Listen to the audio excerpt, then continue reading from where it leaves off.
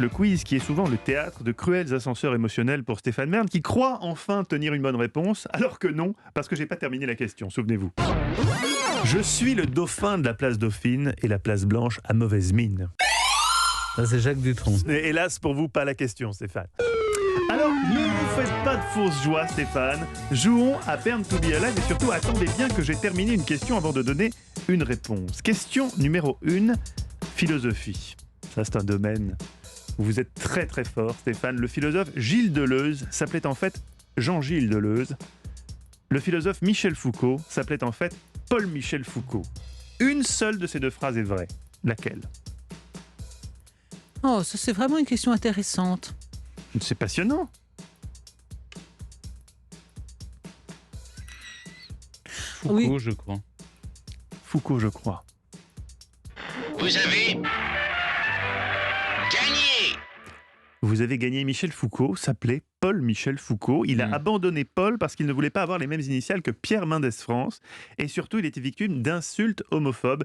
Il se prénommait Paul-Michel. On le surnommait Polichinelle.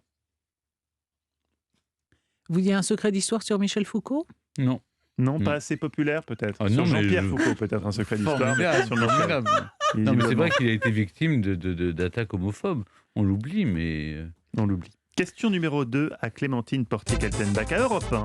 Et il y a le studio Lagardère, le studio Coluche où nous sommes, et le studio Pierre Bellemare, grand conteur de cette station. Il a marqué l'histoire des médias grâce à des idées de génie et sa moustache. Quand il enregistrait ses récits, ses célèbres récits pour Europe 1, il le faisait de chez lui et nu.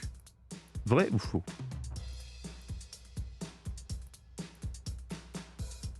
Bon, que ça lui soit arrivé peut-être, éventuellement, en sortant de sa baignoire, en étant en retard d'enregistrer. Non, mais non. En tout cas, quand il les enregistrait, c'est-à-dire que systématiquement, à chaque fois qu'il enregistrait une émission depuis chez lui, il était nu.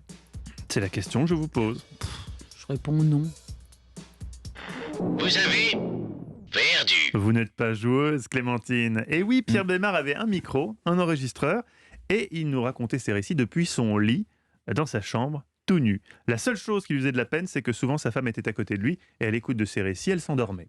Question numéro 3 pour vous. On salue la mémoire, évidemment, de Pierre Bellemare. Question numéro 3 pour vous, Stéphane. Le tailleur que portait Jackie Kennedy le 22 novembre 1963 lors de l'assassinat de son mari n'était pas un tailleur Chanel. Vrai ou faux ? Très joli, rose et bleu, me Oui, semble-t-il. c'était pas Chanel, je crois. Vous êtes très pointu en mode. Hein. C'était une imitation. Ouais. C'était vraiment bien l'esprit, en tout cas. C'est du Oleg Cassini. Vous avez perdu. C'était du Chanel. Ben non. Alors là, on atteint, les amis, un degré de perversité dans cette émission que moi-même je n'assume plus. Elle n'était pas en En tailleur. régie, ils ont décidé de vous envoyer le jingle perdu et de vous voler votre point, Stéphane. Je Pourquoi dis le mot voler, j'ose le dire. Et pourquoi ? Parce que vous aviez d'abord donné la bonne réponse. Ce n'était pas un tailleur Chanel. Oui. Donc à la question, vrai Oui. ou faux, vous avez répondu faux. Mais vous avez dit une autre marque. Vous avez cité Non, une c'est autre pas marque. une marque, c'est pas une marque, c'était son conseiller, son styliste qui s'appelait Oleg Cassini. Mais comme en régie, ils n'ont aucune culture, évidemment. Hein, on peut le citer, Philippe Amardaï, notre réalisateur.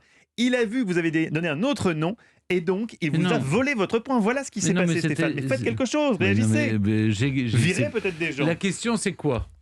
La Est-ce question, qu'elle c'est... était en Chanel ? J'ai dit Exactement. non. Vous avez dit non, mais vous avez dit elle était Non, en mais- Oleg Cassini. Non, mais oui, parce que c'était son conseiller. Eh oui, voilà. Et en régie, ils n'ont pas compris. Ils n'ont pas compris. 0 donc, point. Bah si, j'ai mon point là.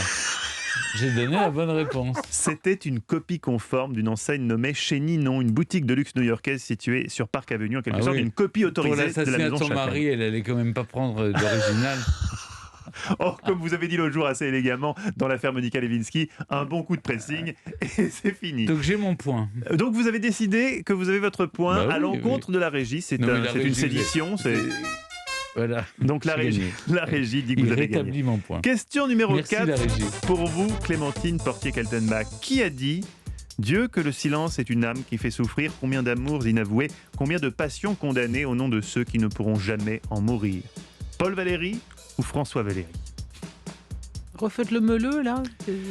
Dieu que le silence est une âme qui fait souffrir. Combien d'amour inavoué, combien de passions condamnées au nom de ceux qui ne pourront jamais en mourir. Paul Valéry ou François Valéry? Bon, Question de écoutez, culture. je vais dire François Valéry. François Valéry, le Le chanteur. chanteur, oui. Eh bien, Paul Valéry, si tu nous écoutes.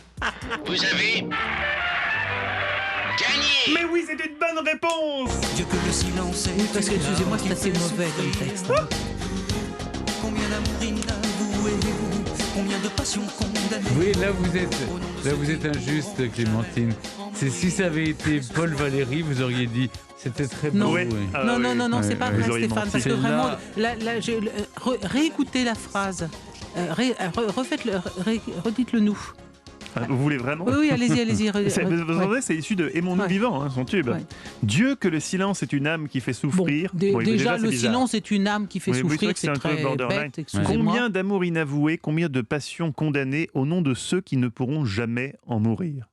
Oui, ben non. d'accord. Oui, ben On non. Voilà. condamne votre amour au nom de ceux qui eux-mêmes ne savent pas mourir pardon, d'amour. mais ça oui. s'appelle de la poésie. Non, mais oui, bon. Et ça là, va. on est quand même en train de disserter sur du François Valéry. Voilà où nous en sommes dans cette émission. Une petite citation de Paul Valéry, le vrai, si j'ose dire. Il a dit, j'adore, la vie est trop courte et Proust est trop long. Question numéro 5. Ce qui pourrait être du François Valéry aussi. Aussi.